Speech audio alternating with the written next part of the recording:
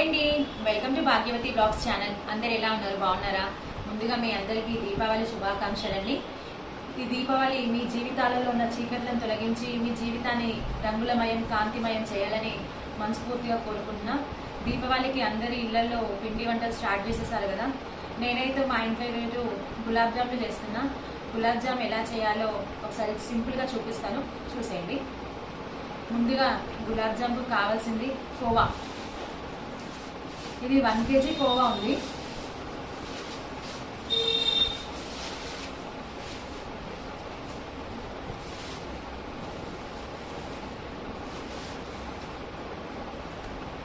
కోవా వచ్చి 1 kg.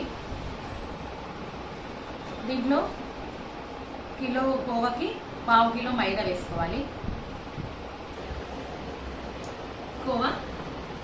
Kilo కోవాకి 1/2 kilo మైదా.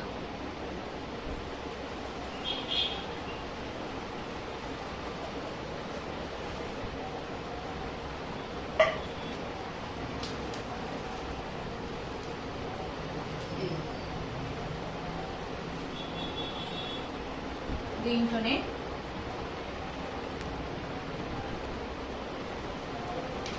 ఇలా కొంచెం వంట సోడా అంటే తినే సోడా కొంచెం వేయాలి, ఎక్కువ వేయద్దు. ఎక్కువ వేస్తే గులాబ్ జాములు గట్టిగా అయిపోతాయి. అట్లనే ఇలాచీ పౌడరు నేను ఆల్రెడీ సన్నగా చేసుకొని పెట్టుకున్నా. ఇలాచీ పౌడరు, కొంచెం రవ్వ, కొంచెం అంత రవ్వని పాలల్లో నానబెట్టుకోవాలి. నానబెట్టుకొని దీంట్లో వేసుకోవాలి. కొంచెం ఎక్కువ వేసుకోవద్దు రవ్వ, కొంచెం రవ్వ, కొన్ని పాలు. ఇవన్నీ వేసుకున్నాం కదా. ఇంకా దీన్ని మంచిగా పిండి, చపాతీకి పిండి ఎట్లా తడుపుతామో అట్లా తడుపుకోవాలి. ఒక 10 minutes పక్కన పెట్టుకోవాలి తడుపుకొని. కోవని మంచిగా స్మూత్గా కలుపుకోవాలండి. ఎంత ఎక్కువ స్మూత్గా చేస్తే జామున్స్ అంత బాగా వస్తుంది. లేకపోతే జామును మధ్యలోంచి పగిలిపోయినట్టు వస్తుంది. అట్లా రాకుండా ఉండాలంటే దీన్ని మంచిగా ప్రెస్ చేస్తూ కలుపుకోవాలి పిండిని. చూడండి కోవా ఎంత స్మూత్గా అయిందో చూడండి. ఇంకొకటి ఏంటంటే జామున్ కోవా బాగుండాలి జామున్ చేయడానికి. ఈ కోవా చాలా బాగుంది, ఫ్రెష్గా ఉంది. కోవా మెత్తగా ఉంది. కొంచెం ఏంటంటే ఒక్కొక్కసారి కోవా గట్టిగా ఉంటుంది, ఇది లేదు. ఇది చాలా ఫ్రెష్గా ఉంది, కోవా స్మూత్గా ఉంది. ఇంకా దీన్ని ఒక 10 minutes పక్కనే పెట్టుకుందాం. ఆ తర్వాత పాకం చేయడం చూపిస్తా. గులాబ్ జాములు ఫ్రై చేసుకోవడానికి కడాయి పెట్టిన నూనె పోసుకొని ఫ్రై చేసుకున్నాం జాములు.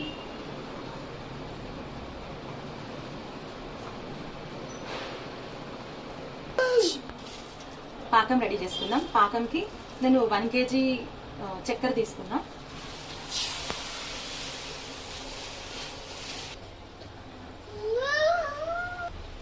ఒక కేజీ చక్కెరకి కొన్ని వాటర్.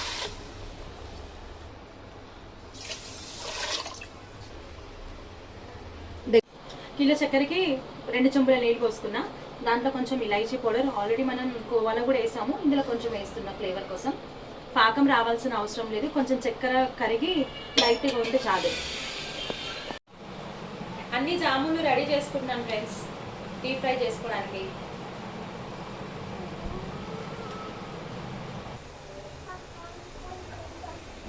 జామున్ డీప్ ఫ్రైకి ఆయిల్ వేడవుతుంది.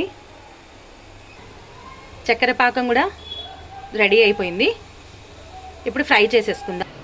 జామున్లు రెడీ అయ్యింది, డీప్ ఫ్రై చేసేసుకుందాం.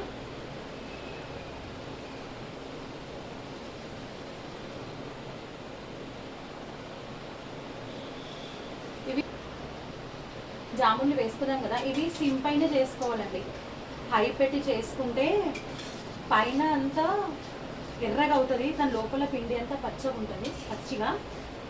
అందుకే సిమ్లో పెట్టి చేసుకోవాలి, ఓపిక ఎక్కువ పెట్టుకోవాలి. పిండి లోపల అంతా పచ్చి పచ్చిగా ఉంటే బాగుండదు. ఇదిగోండి,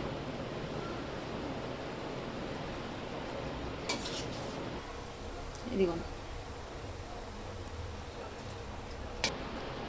చూడండి జామున్స్ ఎట్లా అయ్యాయి. ఈ కలర్ వచ్చినాక తీసి పాకం వేసేయాలి. ఇదంతా సిమ్లోనే చేసుకున్నాం. మంచి కలర్ వస్తుంది. ఈ కలర్ వచ్చినాక తీయాలి. ఫ్రెండ్స్ గులాబ్ జామ్ రెడీ అయింది, రండి చూపిస్తాను. చూడండి గులాబ్ జామ్ మంచిగా సాఫ్ట్గా అయింది. చూడండి ఫ్రెండ్స్ ఎంత సాఫ్ట్గా అయిందో, రండి చూపిస్తాను. ఇదిగోండి.